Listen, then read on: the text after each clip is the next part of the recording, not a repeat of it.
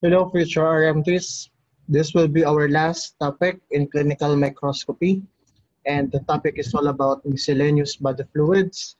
From the word itself, miscellaneous, these are just additional body fluids that I want you to know and I want you to be familiarized. Okay, this is not included in our syllabus. No, this is not included in our course plan. However, these are essential body fluids also, which I want you to know because there are some times now that these body fluids are being asked in the board exam. So this is just my giveaway to all of you. Okay.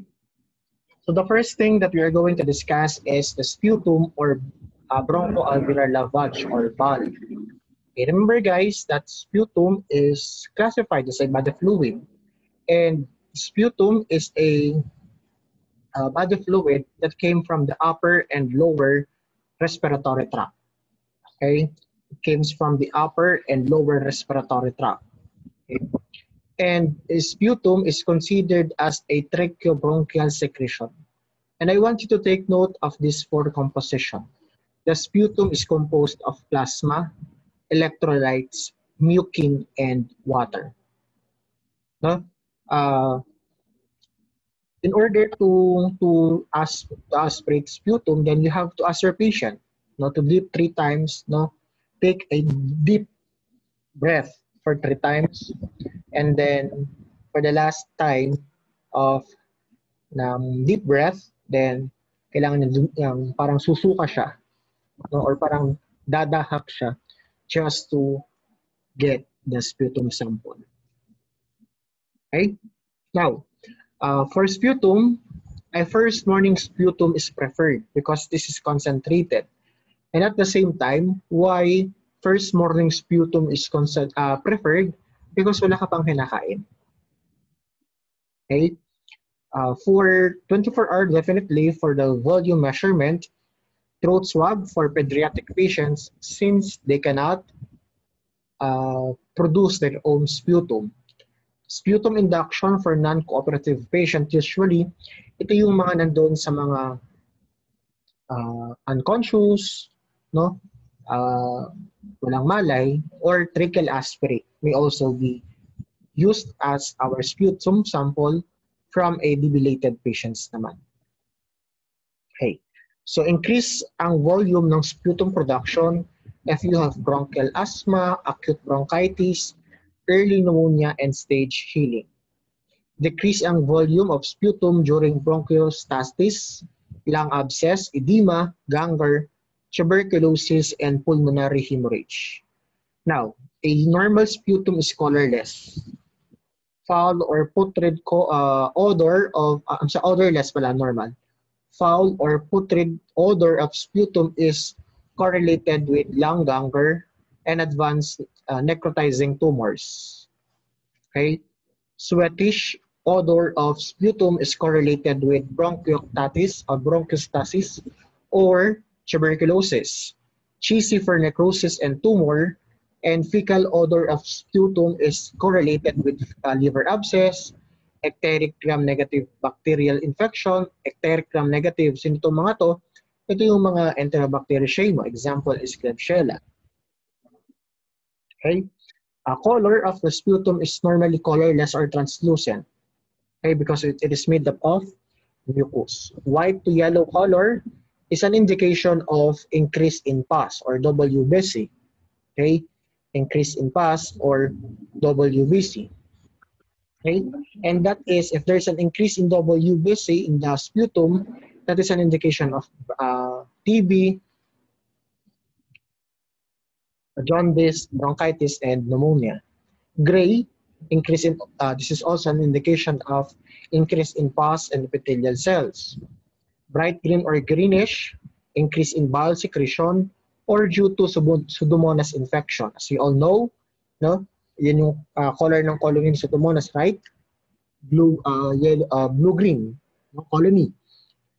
Red and bright red is for fresh blood, or there's a hemorrhage, or usually tuberculosis.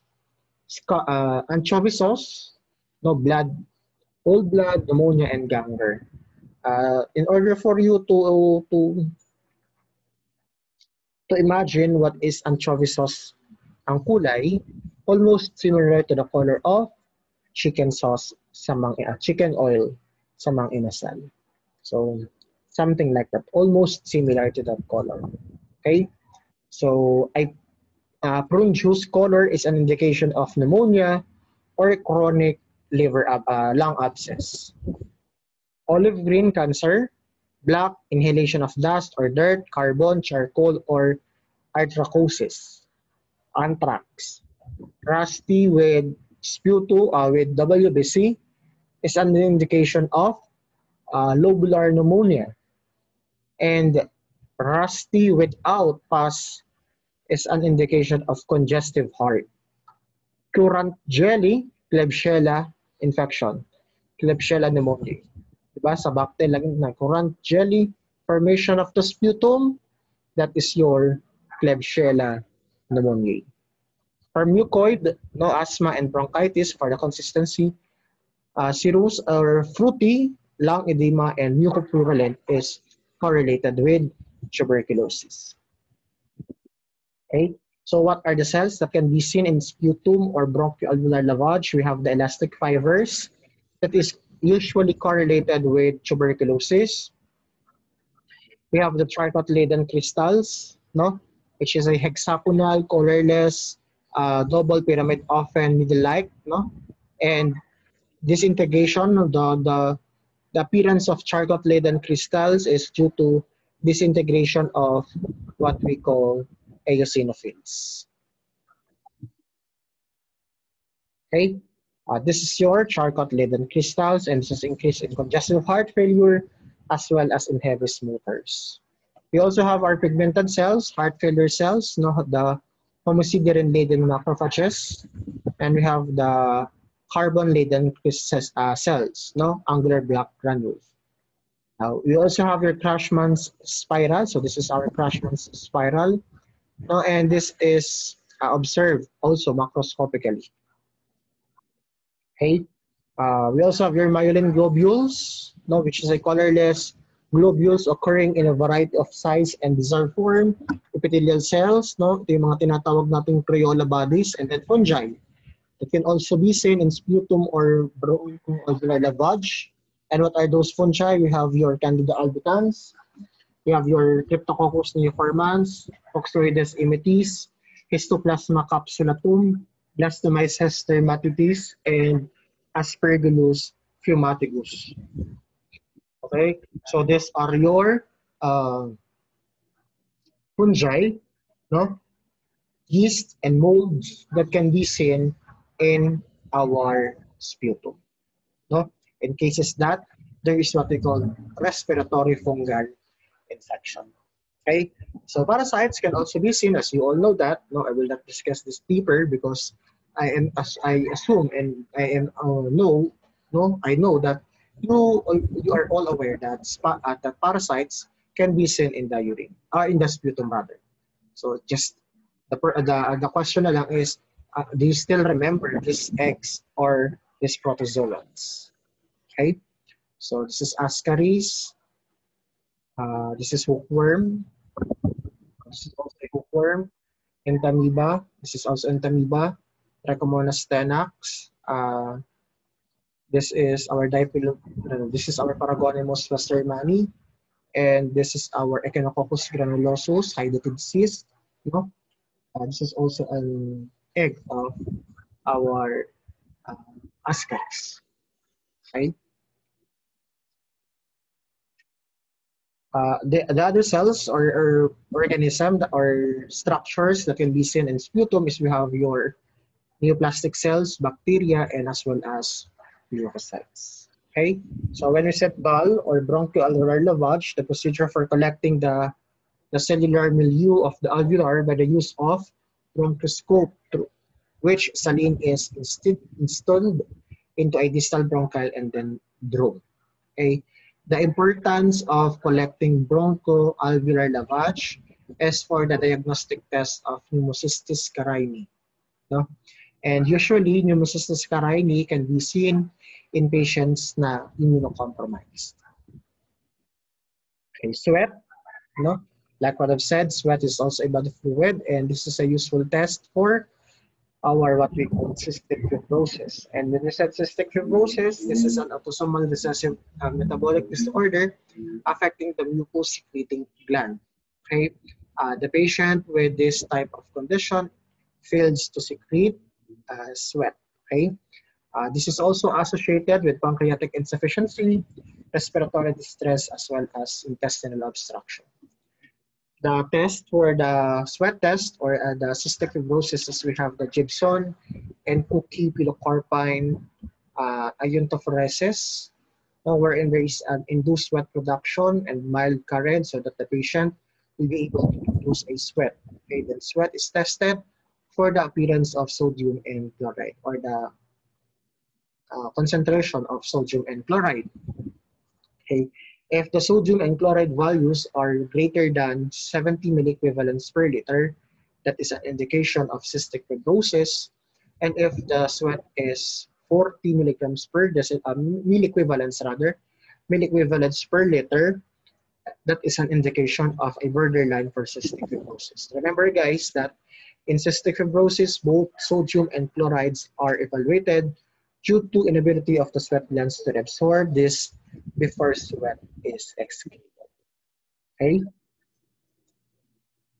Aside from that, we have our human chorionic gonadotrophin or the HCG. This is actually a hormone, no, na tinetest if there is a pregnancy among women. Okay. Remember, guys, that this is produced by the cytoplasm cells of the placenta, and the peak of the human chorionic gonadotrophin can be seen during the first trimester of pregnancy. And it is expected that as the pregnancy goes older or tumatagal na, yung pagbubuntis, okay, the human chorionic gonadotrophin or the HCG decreases. Okay, there are two subunits of HCG: the alpha subunits and the beta subunits. And the alpha subunits of the human chorionic gonadotrophin is usually similar to the composition of that LH or luteinizing hormone, FSH or follicle stimulating hormone, and the TSH. While for the beta subunits of our human chorionic gonadotrophin, that confers sensitivity for the test kit used for the detection of the pregnancy. Okay, I want you to take note that the home-based pregnancy test is based on the principle of what we call enzyme immunoassay.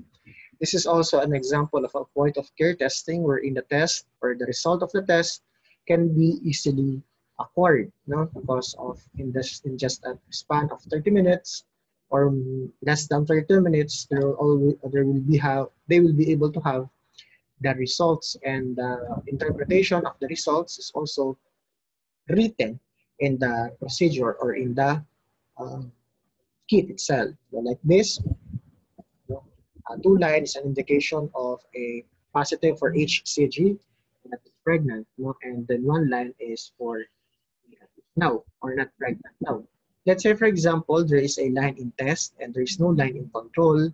The result is invalid because there must be a line in both test and control in order to said that the test is valid. Now, if there is no line in test, then definitely it's okay because it means that there is no detectable amount of human chorionic gonadotrophin. Now, I want you to take note that human chorionic gonadotrophin can also be positive or can also be seen in men, most especially in cases of a carcinoma or cancer. Okay, and the best sample for the detection of human chorionic gonadotrophin is the first morning urine since this is concentrated, and the sensitivity of our test kits for the human chorionic gonadotrophin is 25 milli-international units per ml. Before the advent of the test kits, there are other tests in order to know if the woman is pregnant. We have the Hagben, wherein the urine of the female or the urine of the the pregnant woman ay ilalagay sa frog, female frog, okay? And then the positive is oogenesis, and the sensitivity is 75 to 100 international units per ml. Galli-Manini, using a male frog, no? The urine is injected in subcutaneously, and then there will be a production of spermatogenesis, okay, to know if there is a presence of human chorionic gonadotrophin. We also have our Friedman-Hoffman using a virgin female rabbit, no? Marginal ear vein ang ginagamit. We have the Hashman-Zondek, a mature female mice. We have the Frank Berman, immature female rats. Okay. We have the Copperman, female virgin rat, and also we have the female virgin rat also to know if there is a presence of human chorionic gonadotrophin in the urine of a pregnant woman. Next in line is we have our gastric fluid, and the thing to remember for the gastric fluid is aspiration is the method of collection. As you can see in this illustration, no, this is how we are going to collect gastric fluid. Though gastric fluid collection is very rare or seldom, no, seldomly collected or tracked. The cases or the analysis of gastric fluid in the laboratory is done rarely. Okay, so we have the gastric tubes, we have the Levin tube and the Refas. When we said Levin tube, the tube is passed through the nose. And when we said Refas, no, the tube is passed through the mouth. Okay, so this is the formation of our gastric fluid from the G cells in the stomach to gastrin, no? Parietal cells will convert our HCl and then HCl to pepsinogen and then pepsin. That is for the digestion of our proteins. Okay, so what are the cells that can be seen in the stomach? We have the parietal cells, no, and these parietal cells is the one that is capable for the production of HCl and the intrinsic factors. Now, remember, guys, that our parietal cells, or rather our HCl, is the normal gastric fluid, or the normal acid that can be found in our gastric fluid. Okay, and when it's intrinsic factors, it's needed for vitamin B12 absorption.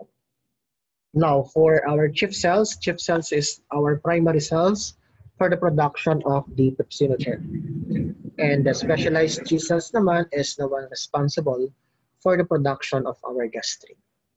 Okay, so how are we going to determine our gastric fluids output? So we have the BAW and the MAW.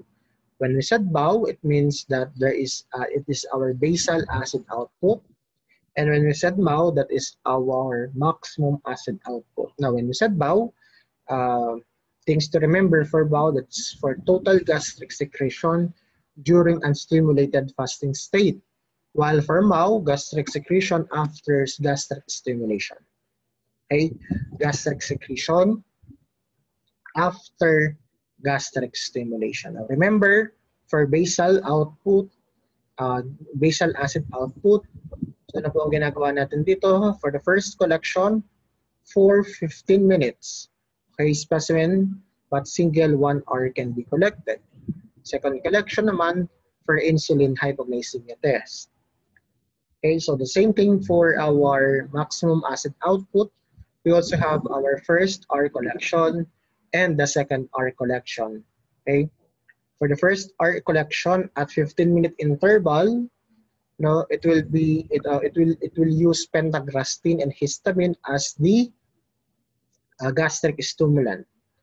Okay, and again for the second hour, that will be for hypoglycemia test and histologus naman. So yung BAW, yung second hour is for insulin hypoglycemia test lang. For BAW, yung second hour collection is also used for histolog test. Okay, so these are the gastric stimulants. So when you said Ewald's, no, you will be asked to eat bread with tea or water. For BAWs, a stimulant, no, oatmeal. For Regals, you will be asked to eat beef steak, mashed potatoes, no? At pagkatapos mong nguyain, ipaluluwa sa'yo, no? Para ikaw ay magsuka. Heckman, egg albumin naman, and water and methylene blue. para makapag-produce ka ng gastric fluid. Ducks, you will be asked to eat biscuit, and then Fishers, no, Hewalds, and Hamburg Stark, Lavins, ethyl alcohol, and methylene blue, motors, spinach or raisins, or water. Kapag po ako ang pinag-undergo ng motor, talagang magpasusuka ako because of the raisins. Okay, sa ulcers naman, ito nakakasukat din, no, pakikitaan, nakakapaglaway, no, why? Because you will be exposed with beef, lamb chop, milk, rice, and egg, pero hindi makakain sa'yo, no? Patititigil lang sa'yo. For stasis, that's the same thing, rice, and at the same time, we have raisins. Now, for chemicals, no, we have the pentagastrin that is most preferred. Insulin, that is for the assessment of vagotomy. Histolog is for betazole. And then we have this, we have your sham feeding, no, fictitious feeding. Ito naman yung mga pictures lang, kagaya nito, pakikitaan ka lang so that you will be able to produce your gastric fluid. So, ang sakit sa pakiramdam that you will see these illustrations and you will be asked to take a look with this one, but you are not allowed to eat. Okay, so for the gastric fluid analysis, a normal for BAW is 2.5, for MAW is 25 milliequivalents per hour, and the BAW-MAW ratio is 10%. If you have a pernicious anemia, 0 for BAW, 0 for MAW. For duodenal ulcers, 5 for BAW and 30 for MAW, and that is 17%. Zollinger's-Ellison syndrome, no? 18 for BAW, 25 for MAW, and that is BAW-MAW 72%. Okay, so for the macroscopic examination of our gastric fluid, normal is pale yellow with mucus, green yellow, large amount of bile, red is large amount of fresh blood, coffee ground, large amount of blood. Okay, for volume, 20 to 50 is the normal fasting state. For greater than 50, abnormal naman, no, that is under the fasting state. 20 to 60 to 120 after our world's test, and 45 to 150 after alcohol test or histamine stimulation. Okay, so we have here the terminologies for our gastric fluid. So we have here euchlorhydria, which means a normal free hydrochloric acid. And we have here your hyperchlorohydria, which is an increase in free HCl. Okay. We also have your hypochlorohydria, which is gastric fluid greater than 3.5 but false gastric stimulation. And that is correlated with our carcinoma of the stomach. Chlorhydria naman is a presence that the gastric fluid is greater than 3.5 and does not fall under gastric stimulation. Or in other words, there is a decreased HCl production that can be seen in pernicious anemia, and an acidity, failure to produce a gastric fluid that is less than with a pH of less than 6, no? And that is your acidity, and that is seen in what we call pernicious anemia. Okay, so maraming salamat, and that is the end, and those are the miscellaneous body fluids that I want you to know. Again, thank you. Maraming salamat sa pakikinig. God bless you all and good luck for your comprehensive exam and for your major exam, your final exam in clinical microscopy. This is the last topic, and I hope that you enjoy our discussion, our 304 class, even though that we discuss all topics in a virtual world. And God bless you all, stay safe, and see you soon.